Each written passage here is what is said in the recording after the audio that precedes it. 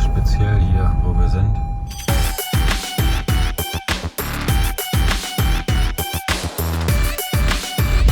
Eine Ölstadt, Ölförderstadt oder so. Ich will es gar nicht Stadt nennen. Also, lass es 20 Häuser sein, alle weit auseinander. Ganz anders als die anderen Tage, Städte, wo wir waren. You know the way? No. No. Why not? Verfahren. So wenig Straßen, so wenig Häuser, trotzdem verfahren. Hotel. Das ist Hotel. Ah, hier ist noch ein Hotel. Und Ja. hier soll man frühstücken können. 5 Star. 5 Star. Star 1 no. So, falls jemand noch einen halben Trecker sucht, also hier gibt es einen. Naja, und nicht nur das, hier gibt es auch viele andere Sachen. Auf der Straßenseite sehen wir es halt nicht mehr. So, mal gucken, was uns hier drin erwartet.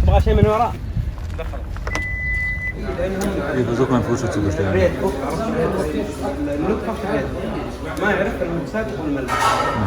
sind hier mal gespannt. Und hier ist unser Tischdecke. Hundeleben.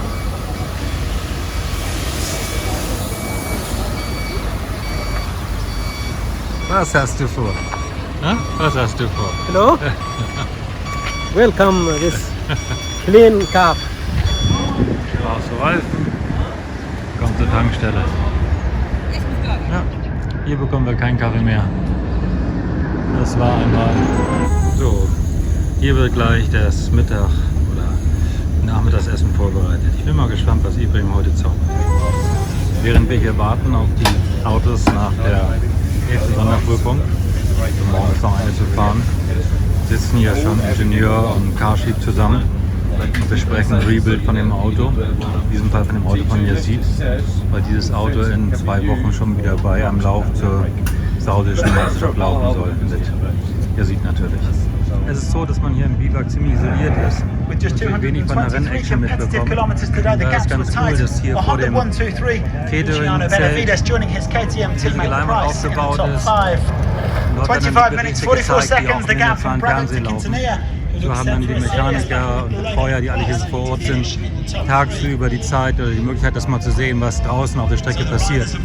Denn davon würde man ansonsten halt überhaupt nichts mitbekommen. Hier bei den Originals, das heißt bei den Motorradfahrern, die ohne große Hilfe dabei sind, die keine Mechaniker haben, da ist es auch dünner geworden. Es sind noch welche im Rennen, das ist toll, aber wesentlich weniger als gestartet sind. Das ist auch super tough, wenn man hier ins Ziel ankommt und nicht wirklich jemand auf einen wartet, man dann diese 14 Tage Rennen auf sich allein gestellt ist. Also viel härter kann es nicht sein. Jetzt will ich noch mal checken, wie die Stimmung hier bei Mini ist. Für Mini sieht es hervorragend aus. Carlos mit 10 Minuten Vorsprung im Gesamtklassement auf Platz 2. Nasser Al-Attiyah 6 Sekunden vor Stefan Peter Hansel. Das wird morgen also noch mal eine ganz enge Nummer. Wobei der Stefan eine ungünstige Startposition hat. Er muss morgen eröffnen und hat dann direkt den Nasser hinter sich. Das sieht also nicht so einfach aus für Stefan.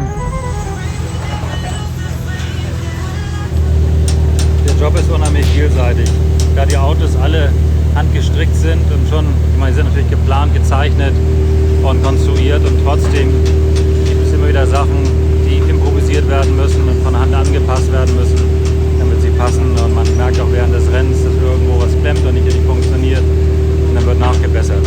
Also Motorsport ist ein dauerhafter Verbesserungsprozess. Da unten haben wir nochmal einen Wasserkanister, das ist das Notwasser, das ist vorgeschrieben.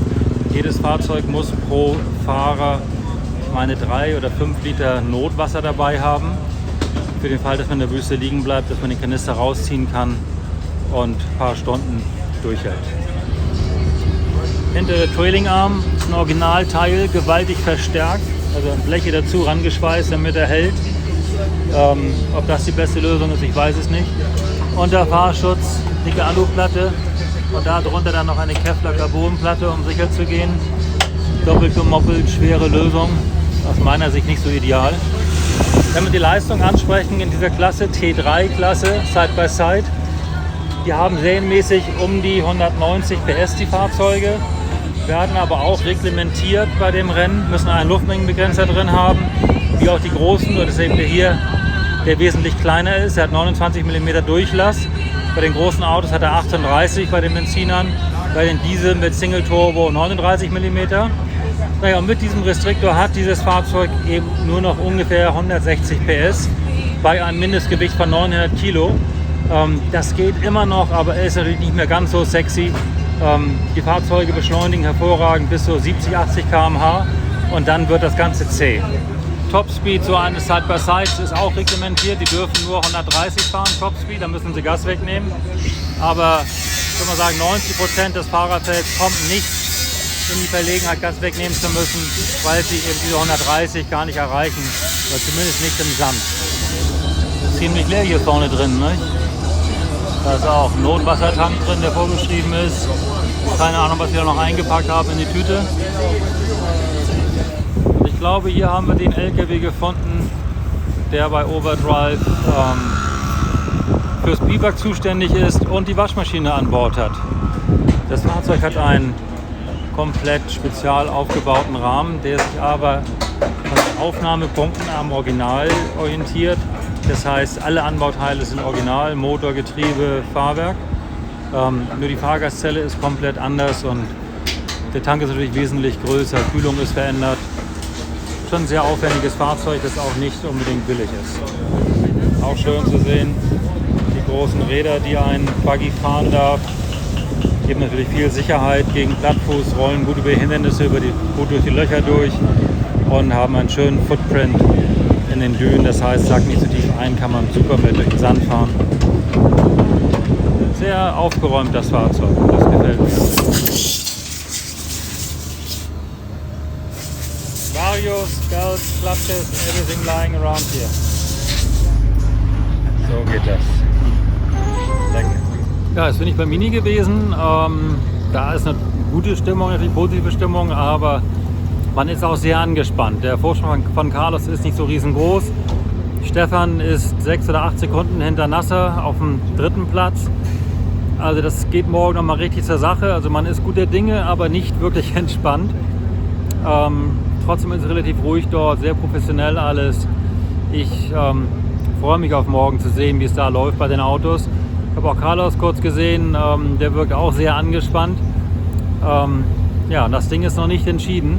Die Motorräder sind heute auf dem zweiten Teil der Marathon-Etappe auch noch mal enger zusammengerutscht. Aber der Ricky Brabeck hat immer noch, ich glaube, 13 Minuten oder mehr Vorsprung. Also wenn er morgen nicht irgendeinen dummen Fehler macht, dann bringt er das Ding locker nach Hause, denke ich. Und das freut mich auch für ihn. Er hat sich in den letzten beiden Jahren super toll geschlagen und hat sich sehr gut auf dieses Rennen vorbereitet. Fehlerfreie Fahrt mit seiner Honda, also er hat das schon verdient. Es tut mir ein bisschen leid für KTM. Aber andererseits, die Dominanz von KTM darf auch mal eine Pause haben, dann ist man dort umso motivierter, im nächsten Jahr wieder voll zuzuschlagen. Marc Koma ist schon dabei, ich habe den morgigen Tag vorbereitet. Und hier in Biwak bei Toyota ist ziemlich viel Action.